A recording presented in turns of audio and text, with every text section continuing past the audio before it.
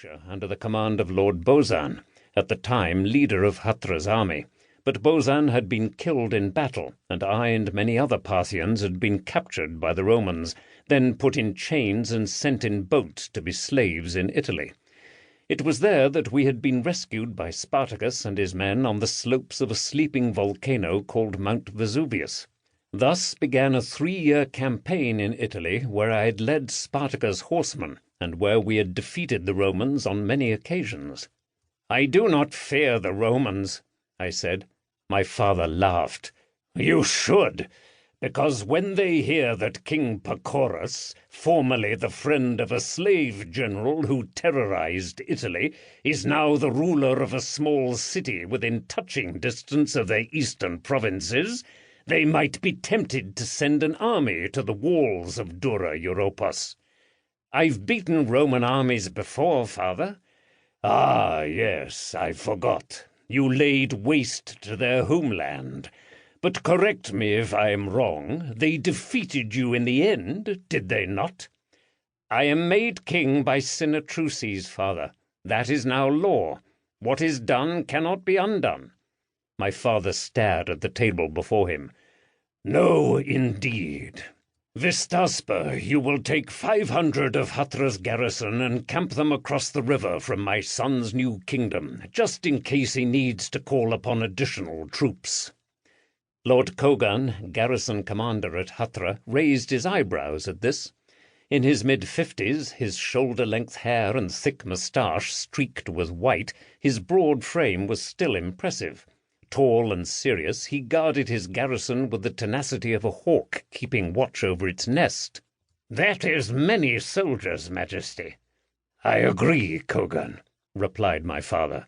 "But I fear that many covet Dura Europos, and I want Pacorus to enjoy his new position, at least for a while."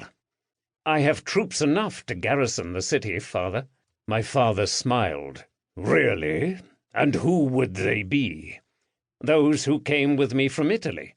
120, including the women?" My father was referring to the 20 women horse archers who had fought beside me and were led by a Gallic princess named Gallia, the woman who was soon to be my wife. She had called her women warriors Amazons, named after a race of martial women who had lived on an Aegean island called Lemnos.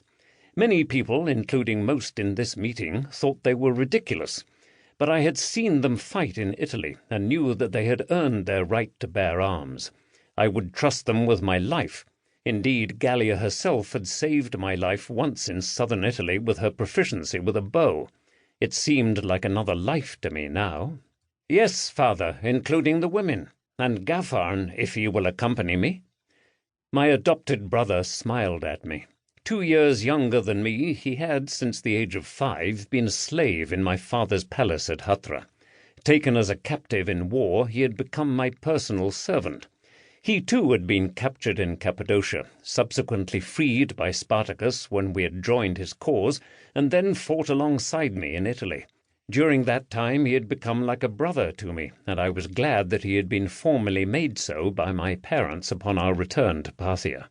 "Of course, who else is going to watch your back?" "Not so hasty, Gaffarn," said my father. "You are the brother of Pacorus, no longer his slave.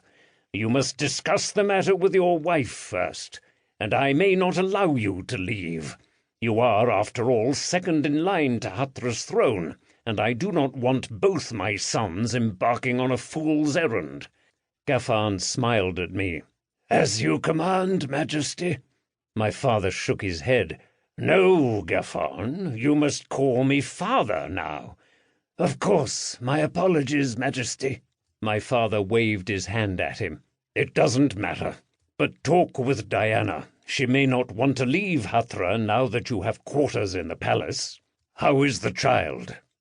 My father was speaking of the infant son of Spartacus and a promise that I had made to his wife, Claudia, to take her son with me to Parthia in the event the slave rebellion was defeated. Gaffarn and Diana, formerly a Roman kitchen slave in the gladiator school where Spartacus had trained, now a princess of Parthia and a close friend of myself and Gallia, were now bringing him up. How strange!